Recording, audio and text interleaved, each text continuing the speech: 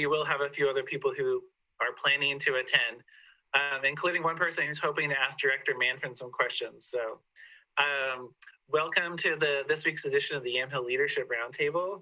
Today we have with us Takesha Wydrow from Sheridan Revitalization Committee, Casey Kula, Yamhill County Commissioner. We have Maria Linda Watkins from the City of Carlton. We have Superintendent Steve Sugg from Dayton School District. Nice to see you today. We have Director Lindsay Manfred, Health and Human Services Director for Yamhill County, and Marathon Pandemic Addresser. And we've got Councilor Shirley Ward Mullen from the City of Carlton. And I want to open it up today to Director Manfred to give a little bit of an explanation of what's happening in the vaccine logistics world, how it's coming in, how many, who's it going to, and what, especially, I've had a lot of questions from seniors, from elders, about what to expect. And Director Manfred is the one leading that effort, or coordinating that effort. So welcome, and what would you like to share today? Oh, thank you, Commissioner Kula. I appreciate you having me. I'm happy to share what I have, and then if there are questions, happy to take those as well. Typically what's been happening in terms of the logistics is Yamhill County Public Health receives information on either Thursday or Fridays about how many doses we can expect to receive the following week that ship and get to us by the next Wednesday. So we don't have a lot of time to be planning. It's a short turnaround time, but we are managing to do that, and we're getting those vaccine doses out generally in that week that they arrive. So typically those vaccines arrive anywhere between Monday, Tuesday, or Wednesday, and by Friday, those vaccines are all in arms of people who have wanted them. We are anticipating from the Oregon Health Authority that eventually, and hopefully sooner rather than later, we'll be able to have a 2 to 3 week lookout in terms of how many allocations we can expect to get over the course of those 2 to 3 weeks. Will certainly be wonderful for our team who are working diligently to get those vaccine clinics and appointments scheduled as quickly as those vaccines arrive. So we're really looking forward to that and hopeful that will happen again sooner rather than later. We have received a total number of doses so far of 4,200. The majority of those have been delivered through pods that are or vaccine clinics that have been coordinated by public health, but working in partnership with Tualatin Valley Fire and Rescue, McMinnville Fire, and Virginia Garcia, which has been wonderful to be able to partner with all of those groups to get those vaccines out as quickly as we can. We received 1,000 doses for this week, and by Friday, end of day, we will have given 1,000 doses of vaccine. Currently, we are vaccinating 3 different groups of eligible people. We're vaccinating people in phase 1A, which is largely individuals who are healthcare providers, first responders, as well as individuals who have a medical condition or a disability that requires in-home services, or people who are considered medically fragile, and those individuals' caregivers. So we continue to vaccinate that group. And then we also began vaccinating our educators and child care providers and are working through that group as well. This week, we also received allocation for individuals who are 80 years and older.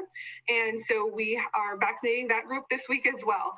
We have been getting our allocations in those different groups from Oregon Health Authority, meaning they have given us a certain number of doses designated for those groups. For example, this week's allocation was 1,000 doses.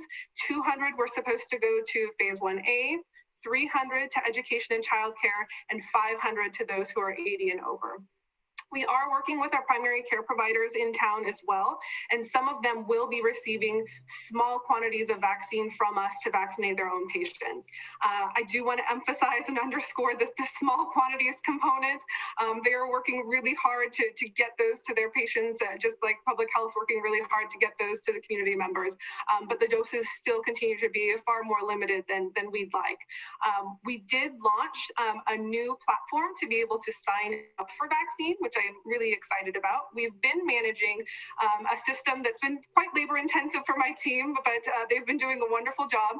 So today we were really excited to be able to launch this new platform for people to register with us who are interested in getting vaccine if they fall into one of those 3 eligible categories that I mentioned before. With one exception, anyone over 65 and older, even though technically some of those age brackets aren't quite eligible yet, we are still taking registrations from those individuals. All of that information is going to be be shared very soon, if not already, on our public health webpage. We'll be pushing it out via social media. There was a press release that went out about it this morning, and we're working really hard to get that out to everywhere we possibly can get it. It's a link you click on, ask a handful of questions in terms of where you're eligible, ask questions around any anticipated barriers or needs, like you'll need transportation, perhaps you're homebound, a number of things that you can select through a drop-down category as well as another category, as we may not have thought of all the challenges or barriers that folks may encounter. So we're going to be encouraging people to use that. That gets you on our list so that we know you want vaccine. And it means that when we have vaccine available, we will reach out to you either via phone or email, depending on the information that you've provided to us in that link. There's also a phone number for those who are not able to sign themselves up through this link that people can call, and someone will sign them up for them. They'll just ask them the questions online or on the phone, and they'll be able to input the information so that we have it. We're working really closely with a number of churches in town, as well as community providers and partners like YCAP, Unidos, Virginia Garcia, Northwest Senior Disability, and a number of other places that are helping get this information out as well. So going into the community and either providing the information so people know how to sign up, or signing them up themselves again if they're not able to sign up for them.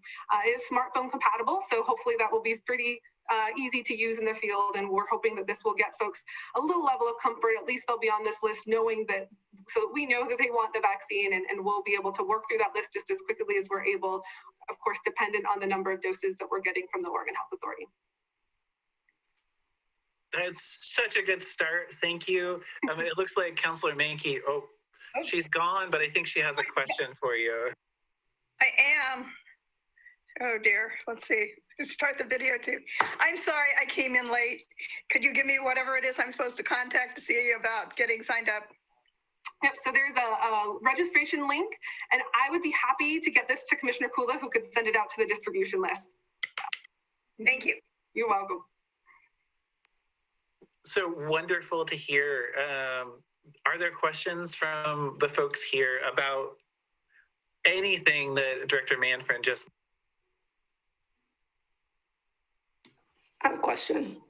Yes, Councilor.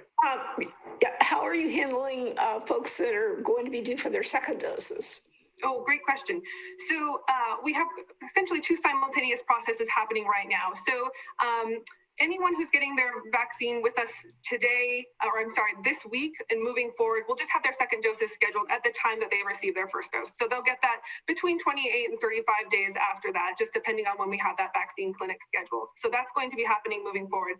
For anyone who received the vaccine dose from us prior to this week, you will be receiving a call for your second dose. Many of those have already happened. And if you are someone who's coming up in the next couple of weeks, you will be getting a call from us to get that second dose appointment scheduled. We modified the way that we're doing this after we became confident and comfortable that those second doses would be arriving to us on schedule. And at this point in time, they have been arriving the right quantity at the right time. So we're feeling really confident with that now. Thank you. Great, thank you. And I hear that there's an expectation of 20% more, at least next week. I don't know if that's like each week, but it's encouraging. Yeah. Indeed. Yep. I'm hearing the same message. Okay, good. I just got off the phone on that one. So Joya Goodrum has a question for you, and welcome, Joya. Thank you. That was my question. How, are we seeing a ramp up, and is it determined by the number of doses? I mean, the number of people we have in our community, and how is the state determining that? And I know Steve had a question too. Well, I'll speak to that, and then we can see what Steve had to answer. So yes, we're hearing that over the course of the next couple of weeks, we're hoping to see more vaccine doses coming from the suppliers to the state, and then of course out through counties. Right now, there's supposed to be a formula that is determined based on the estimated population of 65 and older that's being used to calculate how many doses are going. Of course, they're looking at that and then prorating it, because there's certainly not enough doses for all the counties to be getting the total number, but they're using that to help inform how many doses for example, 80 and over we received this week, and then next week how many we'll receive for the older adult population that's eligible. Perfect, thank you. And then Superintendent. Yeah, so Lindsay, I just wanted, again, having our staff go through this process, thank you, and to Alton Valley Fire and Rescue. You guys do a great job with your clinics. My question is around the 500 doses for this week for the 80 and older. Are those going to primary care places, or are you holding a clinic? Kind of how are you deciding where those get distributed and who gets them? Yeah, great question. So this week with the 500 allocated to us and that came and arrived this week, I'll share what we're doing there, and I can share a little bit about what our process is on a weekly basis as well. So this week we have two fairly large independent living facilities that we are going on site to vaccinate. So these are, one of them has around 200 people and the other one has around 80 people. We'll be going on site and vaccinating those people that are 80 and over at those facilities. Additionally, we have a list of people who have been signed up with us that connected with us. We're working through that list, especially for folks that have more mobility challenges or a big vaccine clinic's not going to work for them. We're actually just calling them and having them come into our public health clinic through an appointment. And then the remaining vaccine is getting pushed out to our local primary care providers. Again, it's a small quantity. We are hoping to use our primary care providers heavily through this process, and I think they're excited and willing to be part of that for sure. And we meet with them very regularly. We meet with them weekly and have conversations about these things to make sure that we're all prepared. Each Thursday has been the last few weeks at least, when we've been finding out what our allocation has been. And so Thursday afternoon, our sort of inner core team of public health meets and goes over what we know about the population that still needs to be vaccinated, and then figures out the allocations and where they're going from there. Just as we estimate that we have probably around 600 to 700 people left in phase 1A. A lot of those are individuals that are really hard to reach, and we're working really hard through Northwest Senior and Disability and things like that to reach them. And then we have roughly 800 individuals that we're estimating still in the education and childcare group as well. Great, thank you. And I know that Director Manfred is very kind and patient when I send her questions from people where I'm like, I don't know the answer to this one. Like, what happens if I miss my appointment? So thank you for your patience around that. I appreciate it. Do you know, I had a question from a constituent asking whether they could get their vaccinations in Yamhill County, even though they're a Providence patient, because Providence is directing people to the convention center. And they had just the concern about, for them, they can do it, but for other people, it can be challenging. Is there a way of being flexible, even though those doses are essentially in Portland? Sure. So, and are you thinking of Providence, like patients or people who get care there? I think so. And then I think Kaiser is also doing the same thing. Yeah. So yes, people can definitely still sign up with us, even if they say they have a healthcare provider. And that's come up a handful of times. You know, my provider lives or is in Salem or the metro area for sure. So people definitely can still sign up with us, and they can register using that link that I'll make sure to get to you today. And that again puts them on our list so that we know that they're wanting and needing vaccine. We are working closely with Providence as well. They have the capacity to run a weekly clinic, and so as doses allow, we do push vaccine to them. So far, they've been doing community clinics, so helping us vaccinate phase 1A has been really what they've been doing, which has been great. And as we have more vaccine for their patients and people who are seen there, we'll be providing that to them as well. Okay, great. Y'all mind if I ask a few more questions? They're just coming up, so thank you. As Director Manfred knows, I've been communicating with people at Linfield regarding the cases that they've had out there. And I was wondering, I got a really cool email from you kind of describing how solid of a public health response they've had out there. Would you be able to share the solidity, the awesomeness of it? Because I want to make sure that people know how good the response was there. Yeah, I'd be happy to share. So, and I'll start by saying that we worked really closely with Patty Hadlin from their Student Wellness Center throughout this entire event. She's communicated closely and in depth through this whole process, including, plans to bring students back and all of those things. So we've definitely appreciated that partnership.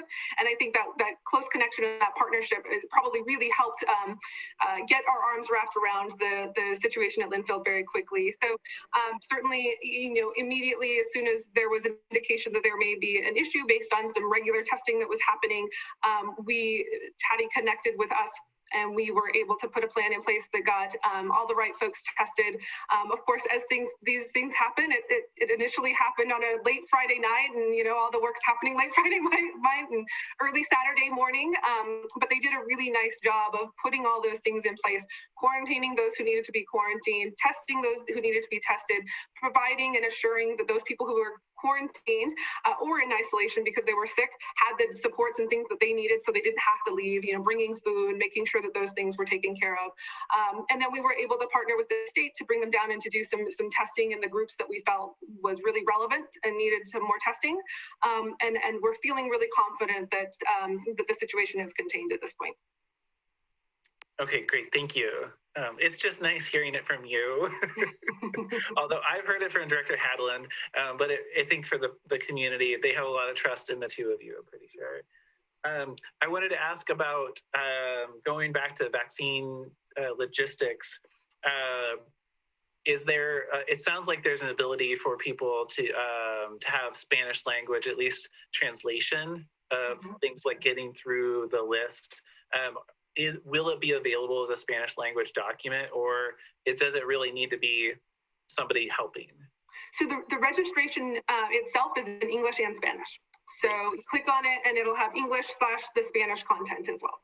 Okay, great. Thank you. And then the second question is, as you mentioned, we do have crews are starting up of farm workers. And I'm wondering, is there, I know that there have been groups who typically do, like Salud does mobile clinics.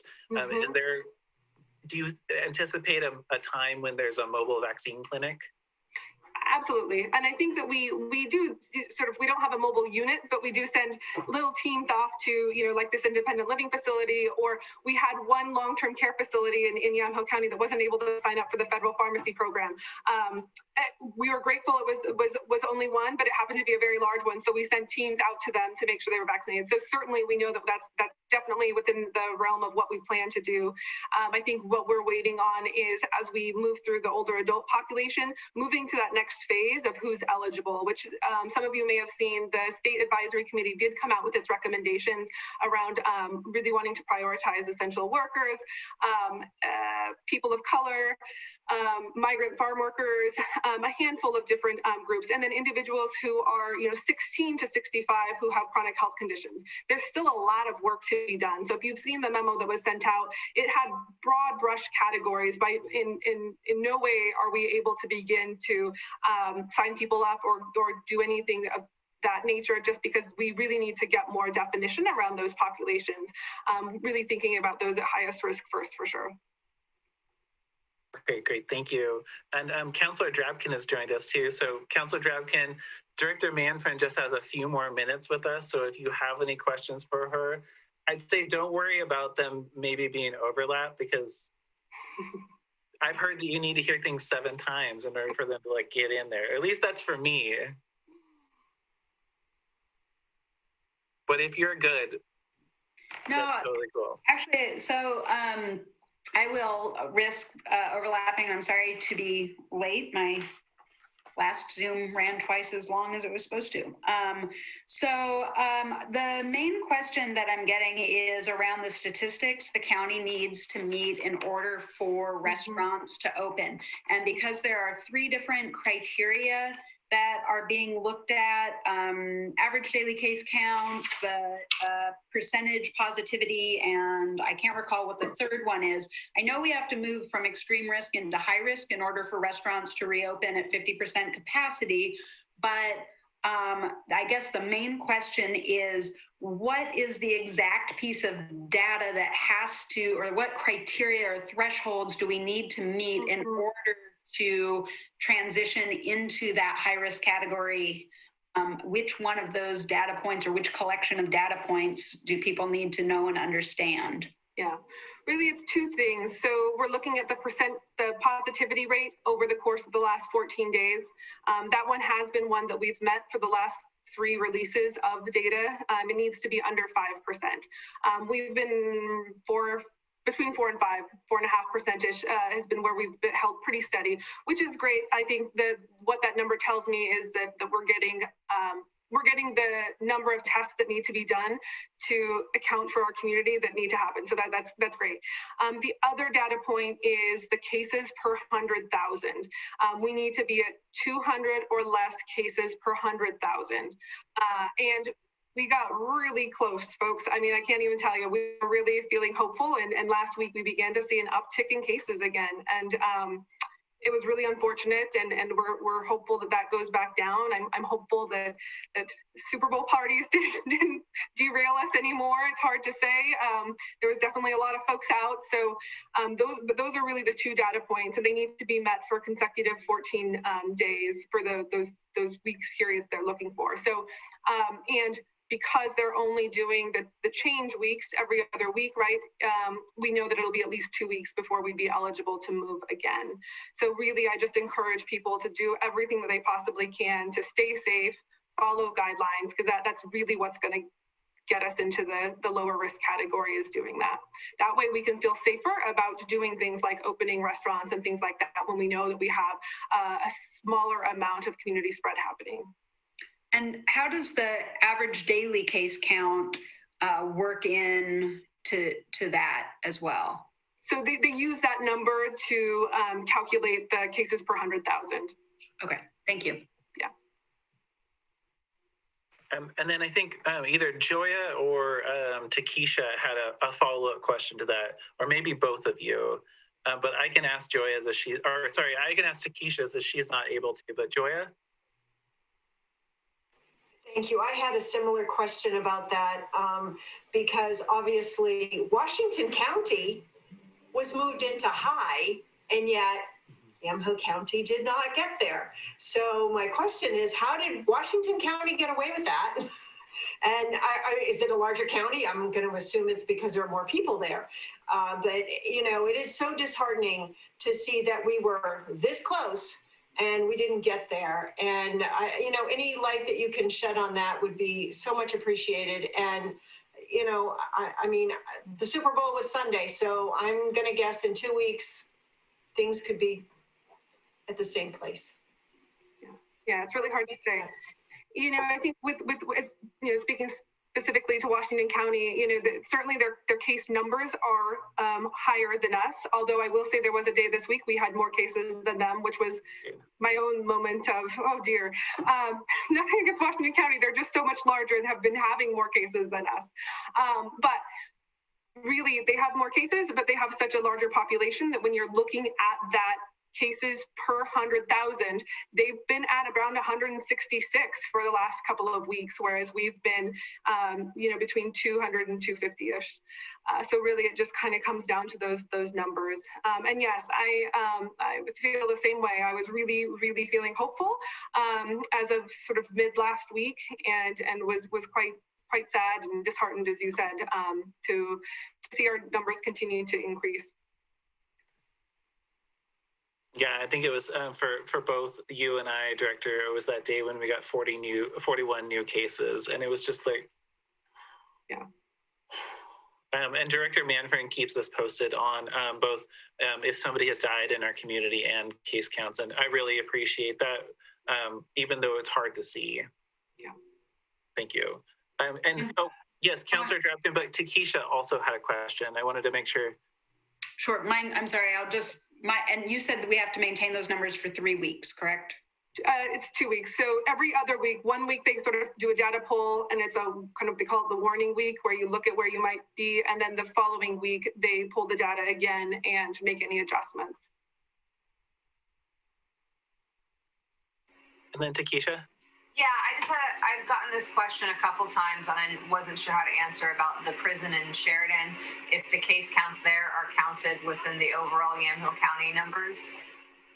So Commissioner Kula, I remember you saying you found somewhere that they are not. I will say that those numbers that you do see include both staff and inmates or adults in custody in terms of the overall numbers that you may see in case counts. But Commissioner Kula, do you have anything you wanted to share? No, you were what I've understood is what you said, that the case counts that are there are part of our tally, which is why somebody asked me why is Willamina so much lower than Sheridan, and they said, well, you know, they have different populations, but also, and then I double checked with you. A question I think that that came up most recently was today was, do they count into our metrics for risk level? Because if you look, and I feel like I forwarded onto Joya the document, the county risk level document. If you scroll to the bottom, it says that here's the number for like Lake County, but then you take out the number of new cases that are among adults in custody in Department of Corrections in that community, and then you get your official case count. The question that is now pending with the governor's office is, I actually don't know if any of the new cases are adults in custody in Sheridan, but the question would be, do adults in custody in federal penitentiaries also get removed from risk level metrics? And that's to be seen. So sorry, that was a little bit complicated, but so I guess we don't know yet, but Director Manfred might know if any new cases are related to the Sheridan prison. Sure. We have had cases in January related to the Sheridan prison, both staff and adults in custody. And I believe there may have been a couple early February as well. I don't think that it's probably enough to totally flip our overall numbers or things like that. And I do think, you know, when we're thinking about individuals who work in the prison system, those are also individuals that are out and about in the community, and people who are going into the facilities and visiting people and then going out into the community. So there is still some community risk, even whether we count those in the numbers to tally for our community or not. Yeah, that's a really good point. There isn't complete isolation. Joya, you had a question? Yeah, do you know, Director Manfred, where these cases are coming from? Are they, you know, community spread? Is it, I don't know, a group of people got together and, you know, had a football party and, well, that was last Saturday. I don't know. Where are they coming from? Where are these cases coming from? Do we know? Yeah, you know, they're coming from all over the place, to be quite honest. We have a lot of what I would call small outbreaks of, you know, under 15 people that were likely due to social gatherings, things like that. We have, you know, we continue to have cases in long-term care facilities and assisted living facilities. We do have cases like we were just talking about at the prison. And then we have about 30% of our cases that it's been roughly about 30% pretty steady, where we can't find a link, we can't find a connection. So we're not sure where those cases are happening or where they might be getting a. Right, and even with the folks at Linfield, students, not all of the total numbers that were there were really one large outbreak either. Right. So it's still diffuse, even in a place where you say, oh, this has boundaries. It doesn't totally do it. We have 14, you know, care facilities just in McMinnville alone. So I can only imagine that, you know, that may be also part of it. I'm just guessing. Yeah, we do have a very high per capita rate of long-term care and assisted living facilities in Yamhill County for sure. Anyway, thank you for all you're doing, and thank you for the time. Absolutely. Councilor Ward Mullen. Yeah, so my question is there a predominant age group, like between 20 and 40 or? Oh, that's a good question. I want to look at it really quick. Otherwise, I'm afraid that I might say it wrong. But we do have this data on our website based on age. We were seeing, you know, in the summertime months, I know that we were seeing a pretty significant increase in the number of young adults who were getting COVID and testing positive. And was not entirely surprising, to be honest, but I can pull that up and share a little bit more detail about that in just a moment.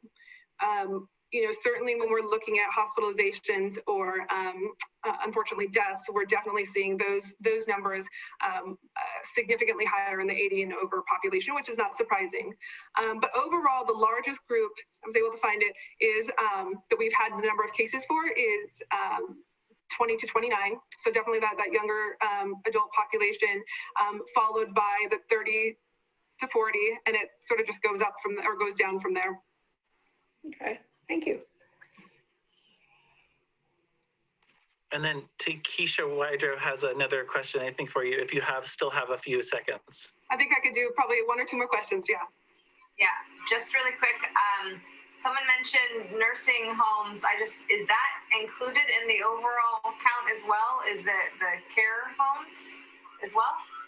Yes, individuals who live in care homes or work in care homes are counted in our total counts. Even though they can't be seen by, I guess, I'm just wondering, my dad's been in a home for like the last 3 weeks and we can't go in to see him. Mm-hmm. So they can't go out and infect anyone, but I guess the staff could. But they're both counted in the numbers, both the patients and the staff? Correct, yes. And those would include other facilities like assisted living facilities and places where people do come and go as well, that aren't as, I guess, don't have as many restrictions as a long-term care facility. Okay, any final question or half a question for Director? All right, well, thank you very much for being with us today. It's great to hear from you. And thanks for all of your work. Thank you. Take care. Okay, and then Councilor Menke has said that she has to leave a little bit early, so I'm not ignoring her, but she said she didn't have anything to tell us today. So I'm gonna go with the mayor in the room, Mayor Linda Watkins from Carlton. What would you like to share with either the community or the people here today? And how can you follow Director Manfrin? I can't follow Director Manfrin. I was on the governor's call yesterday, and certainly everything that I heard from that one did not make me feel really a lot more optimistic for our county than what she was saying. Actually, what I would like to do is defer to our Council President Ward Mullen and see if she's got anything on her mind. I really don't at the moment, so I wanted to check in with Shirley and see if she's got some thoughts on what's been going on in Carlton the last week. Well, I guess having to do with COVID and the fact that we're still under, I guess, for another at least 2-week restriction is just the ongoing concern in our downtown Main Street community with businesses struggling to stay afloat and are trying to, provide as many resources as we can to help them. Yeah, that's kind of what I was thinking too, was just listening to this. I don't even want to have to tell the restaurants that we're looking at another 2 weeks. I did kind of lose it yesterday and made the suggestion that if the state is going to continue to keep them closed, maybe they need to do away with the Hunger Games approach to helping restaurants, start helping them, because Do you have more specifics about what you mean? I apologize. My children have read the books, but that's all I know. It's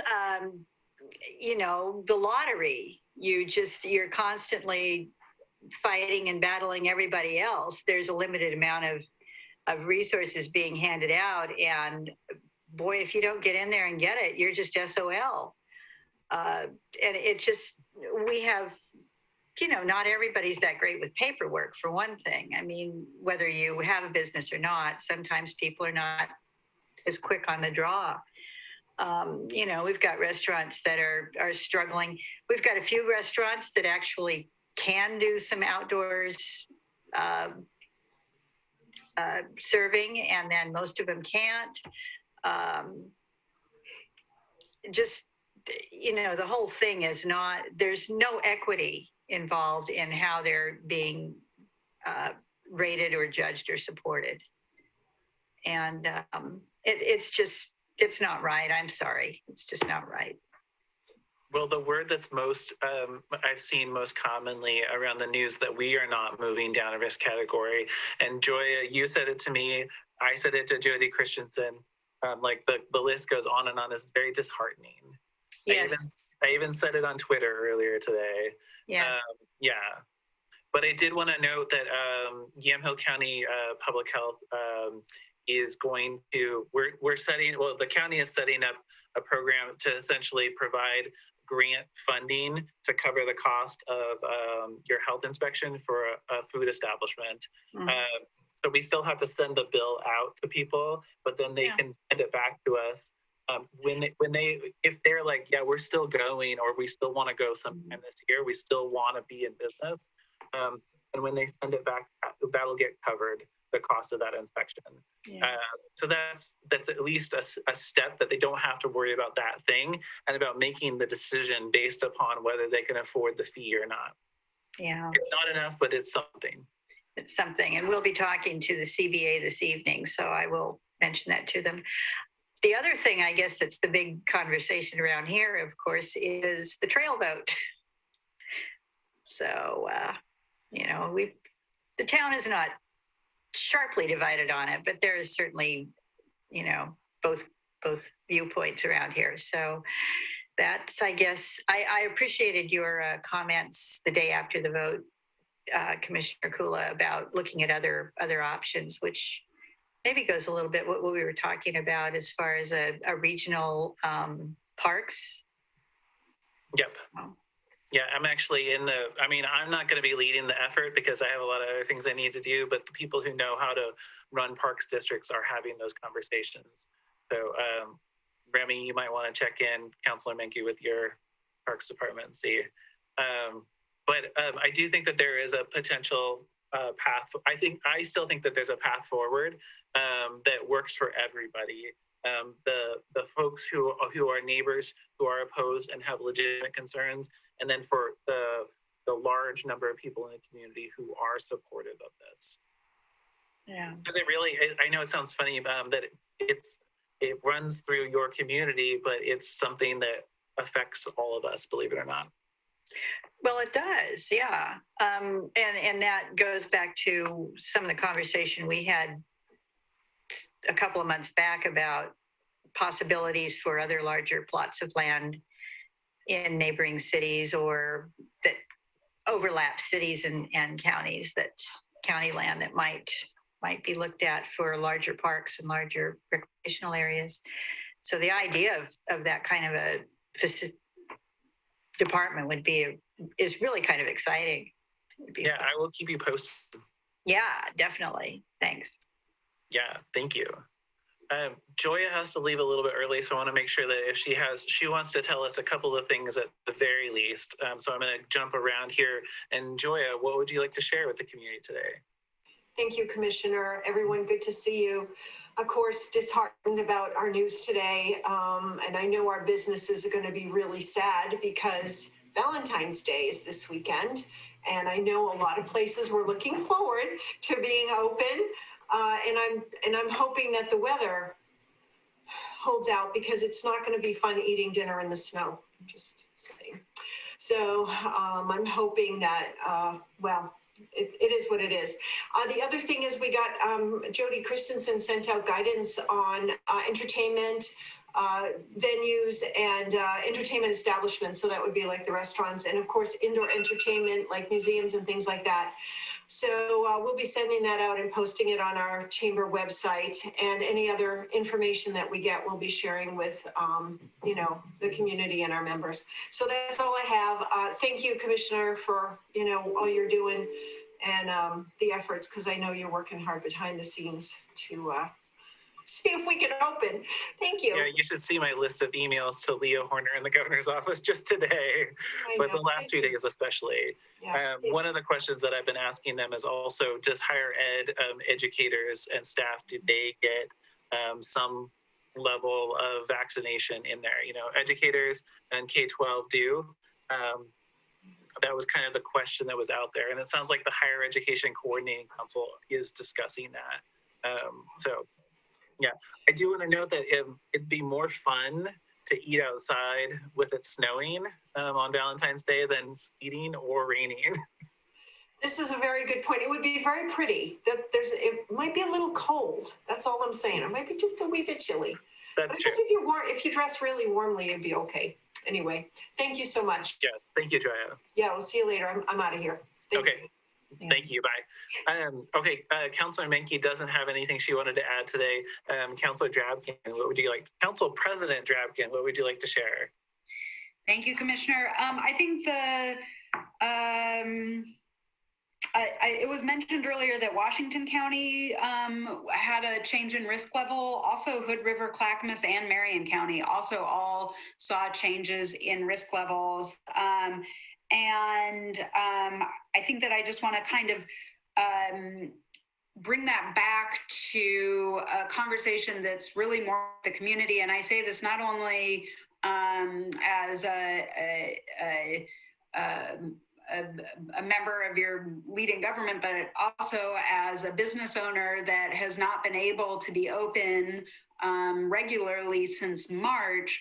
I'll say that from my position in that position, I am not looking up saying, when are you going to do this thing for me? I am looking all around and asking people to really wear their masks, even post-vaccination. They need to be wearing masks. Everybody needs to really still be strictly adhering, because the thing that is going to move our data to the place we need it to be in order to reopen safely, and so that our employees are safe and our customers are safe and our families are safe when we go home from the end of our shifts, is strict adherence to these safety and health guidelines. And that is the thing that will allow us to reopen. It may be the governor's pen, but that her hand moves with the actions of all of us. So I just really would send out a plea for people to not just wear masks, but to wear them properly, and to really help protect our community, both the health and safety of our community, but also all of us business owners that really need to be able to get our businesses reopened. And then the other thing that I want to say is to all of my fellow business owners that have been closed in some capacity due to COVID, please ask your tax professionals about the employee retention tax credit. So this tax credit came up in the first CARES Act, and originally it was proposed that if you had PPP dollars, you would not be eligible. So it was kind of an either or. You either used PPP dollars to pay employees, or you could apply for this tax credit. In subsequent CARES Act bills, that language has been rewritten. There's also a fact sheet on the IRS website. And it's fact sheet number 30. You want to go to question 34 on the employee retention tax credit, and specifically look at examples 1 and 2. Those should help you sort through whether or not your business may qualify for this tax credit. And the tax credit is for businesses that have paid individual employees $10,000 or more during the period of being shut down are eligible for up to a $5,000 tax credit. So it's pretty significant. And I'm certainly not here handing out tax advice other than to say, please do consult your tax professionals, because there is a tax credit that I just learned about in my Oregon Wine Board Zoom from a tax professional. And so therefore I am saying consult your tax professional about the employee retention tax credit. Tonight we'll be officially launching the Diversity, Equity, and Inclusion Advisory Committee for the city of McMinnville. I think that's it for me for now. Thank you. Awesome. Thank you for all those qualifications of really important information. I appreciate it. I noticed that our other counselor here was like, don't give tax advice. Yeah. I know, because she's a tax professional. So that I'm probably like, luckily you're muted. So I said, consult your tax professional. Right. I'm not a tax professional anymore, but I've said that many times.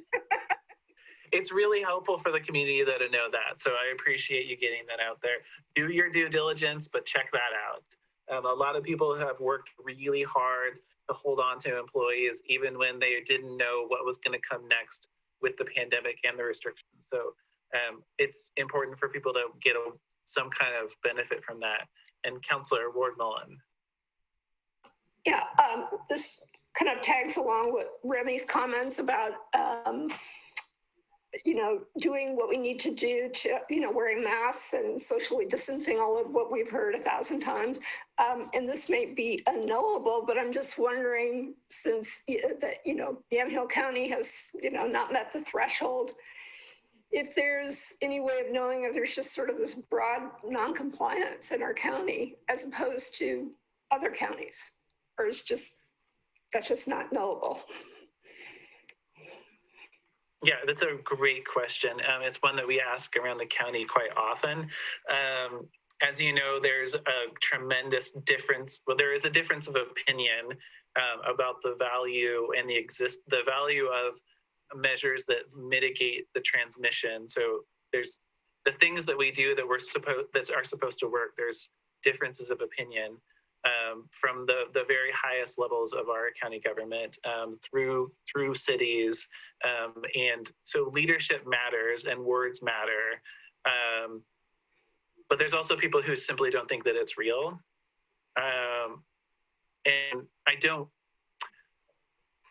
there are differing opinions about how valuable it is to try to explain something to people who don't think that it's real.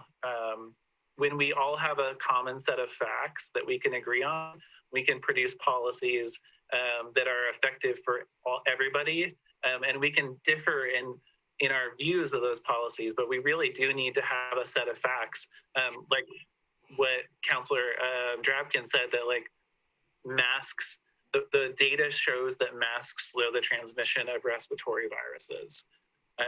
If we can start with things like that, it is very helpful. But honestly, we're at 11 months in. While we can talk about it, and I feel like having people on calls like this is a really important part of that. For some people, they're not going to hear it, in a way that's effective to changing their attitudes and behaviors. And a lot of people are pretty sick of it as well. So I think it's many. Mm-hmm.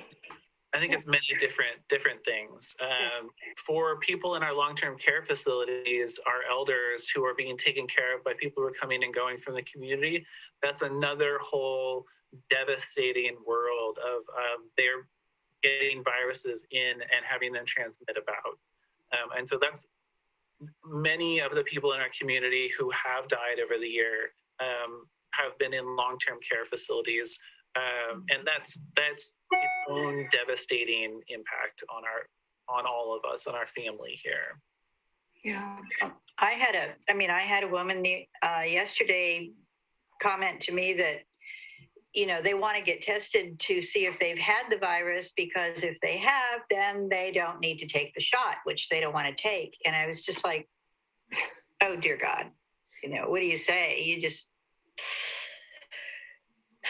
walk away, because no amount of conversation is going to change that mind.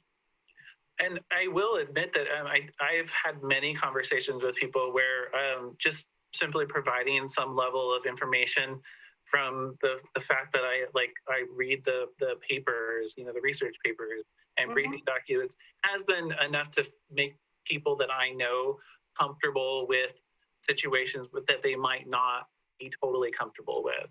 Mm-hmm. That's an extended way of saying that sometimes it does help when people just they haven't heard the information that's important to them from the people that are important to them. Yeah, this was somebody who is an educated person, generally speaking. It's not, it wasn't going to be Yeah. There's some that you try. Definitely. And I think it's really important to recognize differences of opinion about how the decisions that we make. You know, I've conflicted, I've clashed with the governor about particular restrictions and ideas and what's effective. But as wise people in this call have often said, you know, she has advisors who are a lot smarter than me. And I always have to remember that we've got people who are experts, who are providing the highest level of knowledge, you know, the most current science as well. But Yeah, sometimes it's still hard for all of us. Okay. I'm sorry. No, I was just going to say, also with, you know, the new variant from the United Kingdom and others coming in, and the UK variant likely to be predominant in the country, and I suppose in Oregon, it requires that we even double down on and all of the guidelines, like mask wearing, et cetera. That's there was the thing I was trying to remember to ask Director Manfred was actually if we know anything more about how the UK variant has spread or is spreading in our community, since we did have one case, I believe in Sheridan, and I don't know the details of that one, but it was the UK variant. But our state is not doing a lot of genome sequencing, so it's a lot more work to track it. Yeah. Commissioner, you'll have to invite her back. She's a delight to have in these meetings and rich with information. Yeah, if my schedule is this full, her schedule is this full. So I was just glad that we got her on for half an hour. I do want to, before we get to 2 o'clock though, I do want to get some time for Superintendent Sugg and for Takesha Wydrow. And Takesha has turned on her camera, so let's go with West Valley. That was just pure coincidence, actually. Only update is cleanup has started on the old Masonic building, and that was a real bummer. Horrible timing for the owner. But he went to the city council meeting, and he's working with the city, and the Rotary and Chamber and Revitalization are all very excited to work with him and maybe have this as a launching point to really create that downtown area and have a waterfront and all of that. So we're sad but excited for the future. That was my second thought upon hearing about the collapse, was maybe this will be the part of a launch. Yes, we're trying to, make lemonade out of lots of lemons in the water. Yeah. Remember, we need, what's her name to repaint the Green Bridge? Yes, we will. Yes, and we also have the light idea, and we also are working with PSU grant writing students for a grant for murals. So we've got stuff happening in Sheridan, Yeah.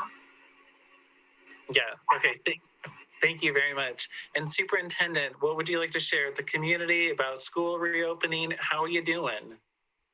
Well, I'm confident finally that schools will, we'll get to have students back in school soon. In Dayton, we have our pre-K through 5 through 5th grade students are in school 2 hours a day, and about 80% of our families are taking advantage of that, and about 20% we're still preferring to have the distance learning. So that's kind of where we expect that to be. We've got our plan together to begin hybrid around spring break, and staff is moving through the vaccine. And again, the health department and then Tualatin Valley Fire and Rescue, they do a great job with their clinics. So we're very thankful for them. That's kind of where we are. I think all districts are kind of in the same place. We're all putting our plans together and moving optimistically forward, I guess. And I is very disappointed for our local business community to see that the county didn't make that metric. I was very hopeful that we would make it. Agreed. And I really appreciate Councilor Drapkin's reminder that we all have a piece in that puzzle, right? We have a stake in it. We have a stake in reopening, and we have a responsibility on the wearing masks, that kind of thing. So thank you both for that. any final thoughts? And then I'm going to forward to everybody the message about registration and the link for vaccinations in the county. All right, great. It's wonderful to see all of you today and out there in the community. Remember, these people work for you. Let us know if you need something and we'll try to track it down or get the answer. There's a lot of people here who are really good at that. So until next time, I'll see you.